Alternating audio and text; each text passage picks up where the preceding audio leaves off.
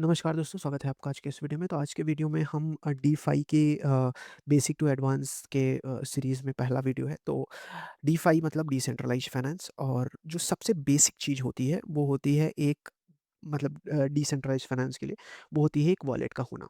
अब आपको अपना वॉलेट कैसे क्रिएट करना है, आपको वॉलेट कैसे रखना है, कैसे बनाना है, ठीक है? ये वीडियो मैं ऑलरेडी कवर कर चुका हूँ। अगर आपको लगेगा कि आप को फिर से वीडियो चाहिए तो आप मुझे बता दीजिएगा, मैं फिर से एक नई वीडियो बना दूँगा, ठीक है?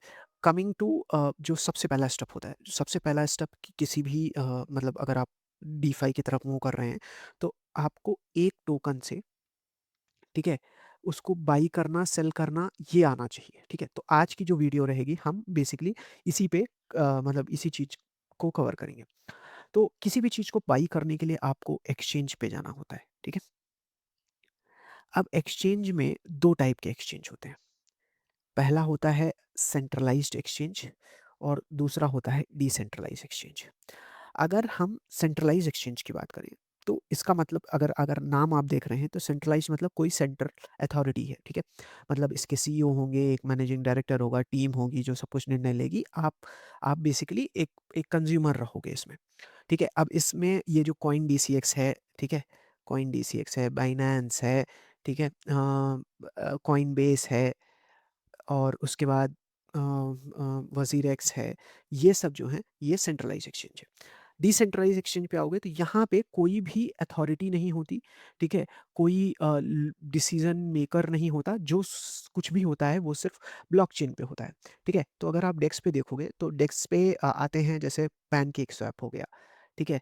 जुपिटर हो गया, अ अ अ, और यूनिस्वैप हो गया। ऐसे बहुत सारे ट्रेडिंग ये मतलब एएमएम प्रोटोकॉल हैं। अच्छा, अभी बेसिक डिफरेंस मैं समझाता हूँ कि ये दोनों में डिफरेंस क्या है। आप बोलोगे भई मैं क्रिप्टो कॉइन डीसीएक्स से भी खरीद सकता हूँ, वज़ यूनिस्वैप पे भी खरीद सकता हूँ, तो डिफरेंस क्या हुआ?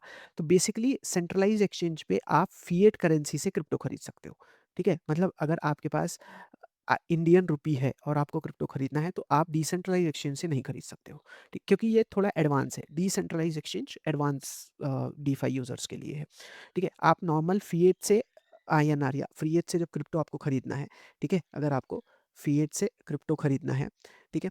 तो आप डिसेंट्रलाइज़्ड एक्सचेंज नहीं यूज़ करोगे, आप सेंट्रलाइज़्ड एक्सचेंज यूज़ करोगे। तो सेंट्रलाइज़्ड एक्सचेंज पे क्रिप्टो खरीदने के बाद आप फिर उसको डिसेंट्रलाइज़्ड पे ट्रांसफ़र करोगे, ठीक है? और मतलब डिसेंट्रलाइज़ पे ट्रांसफ़र करने का मतलब पहले आप वॉलेट में ट्रांसफ़र करोगे और फिर वहाँ से डिसेंट्रलाइज़ एक्सचेंज पे पार्टिसिपेट करोगे। अब मैं थोड़ी-सी फंक्शनैलिटी कवर कर देता हूँ। तो जो सेंट्रलाइज़्ड एक्सचेंज होते हैं, ठीक है? सेंट्रलाइज़्ड एक्सचेंज होते हैं, इसमें ट्रेडिंग कैसे होती है? मतलब इसमें आप एक कॉइन बेच के दूसरा कैसे खरीदते हो? यहाँ पे ऑर्डर बुक्स का सिस्टम होता है, ठीक है? ऑर्डर बुक्स का सिस्टम होता है। ऑर्डर बुक्स के लिए आपको बायर और सेलर रखना ज़रूरी है, ठीक है? बायर और सेलर रखना क्यों ज़रूरी है? अगर आपको ए कॉइन $10 में बेचना हुआ, ठीक है? सेल करना हुआ, तो कोई एक ऐसा आदमी होना चाहिए जो ए कॉइन लगभग 10 या उससे कम या उससे ज़्यादा आस-पास में खरीदने के लिए वो बोला कि मुझे बाई करना है, अगर आपको सेल करना है।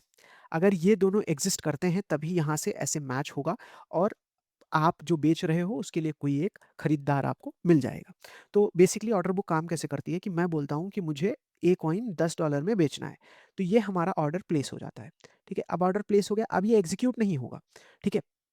इसको एग्ज़ीक्यूट होने के लिए कोई एक और आदमी चाहिए। ये मैं मान लो मैं सेलर हूँ, ठीक है? क्योंकि मैं बेच रहा हूँ। अब कोई एक और बायर चाहिए जो ये बोले कि मैं इसको $9 या $10 या जितना मेरा स्लिपेज है, स्लिपेज क्या है वो आगे की बात करेंगे। अभी के लिए मोटा-मोटा आप समझिए कि मैं ये बोल रहा हूँ कि मुझे $10 में जो है, मुझे ये कॉइन खरीदना है।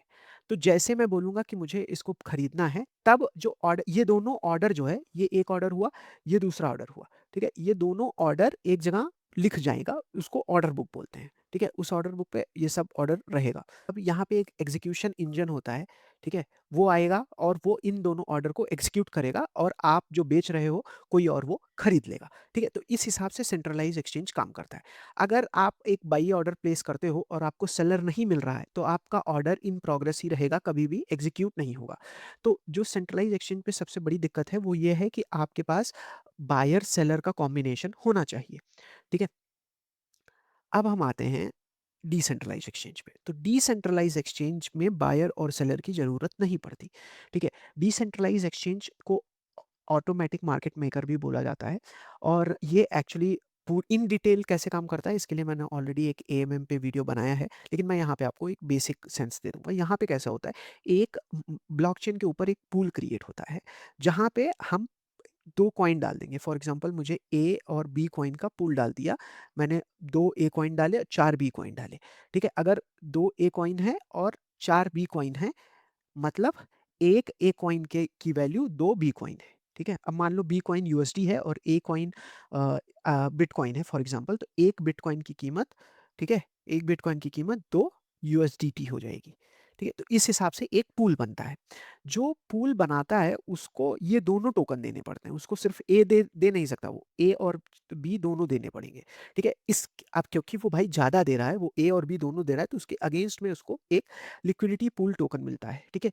तो ये टोकन की वैल्यू टाइम के साथ बढ़ती जाती है, क्योंकि इसमें जो है, इसमें फ़ी ऐड होती रहती है, ठीक है। तो ये जो पूरा कॉन्सेप्ट है, ये एक बेसिक जो यूनिस्वाप V2 का वर्ज़न है, उसमें x into Y equals to K इस मेथड पे काम करता है, जहाँ पे जब हम ये क्रिएट करते हैं, जब हम पूल क्रिएट करते हैं, तो के कांस्टेंट बन जाता है। और मतलब ये मैं रफली बता रहा हूँ, बाद में इसमें फ़ी भी मिलती है, ये ग्रेटर देन और इक्वल्स टू रहता है, ठीक है।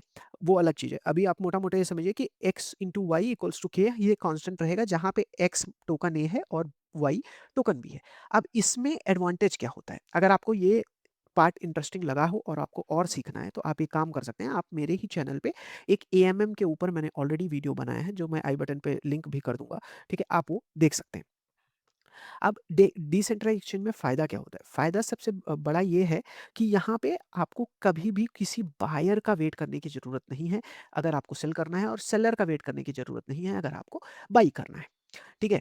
अब एक लास्ट मैं वर्कफ़्लो समझा देता हूँ, और फिर बाकी टॉपिक्स हम नेक्स्ट वीडियो में कवर करेंगे।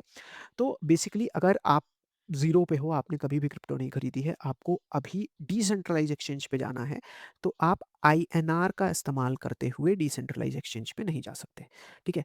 अगर आपको डिसेंट्रलाइज़ एक्सचेंज पे जाना है, तो आपको पहले सेंट्रलाइज़ एक्सचेंज पे पार्टिसिपेट करना पड़ेगा। सेंट्रलाइज़ एक्सचेंज पे आप इंडियन रुपीज़ को, ठीक है, किसी भी टोकन में कन्वर्ट करोगे, आप उसको सोलाना में करते हो, आप उसको बीटीसी में करते हो, आप उसको इथेरियम में करते हो, ठीक है? आप किसी में भी करते हो, ट्रांसफ़र करने के बाद, ठीक है, आप जैसे अब सोलाना हो गया, आपने उसमें किया, अब आप इसको विथड्रॉ करोगे, ठीक है? विथड्रॉ करोगे अपने डिसेंट्रलाइज्ड वॉलेट पे, यानी कि अपने सेल्फ कस्टडी वॉलेट पे, जो कि है मेटामास्क, फैंटम, ठीक है? ये सब जो वॉलेट है, इस पे आप इसको विथड्रॉ करोगे। जब एक बार इस पे आपने इसको विथड्रॉ कर लिया, ठीक है?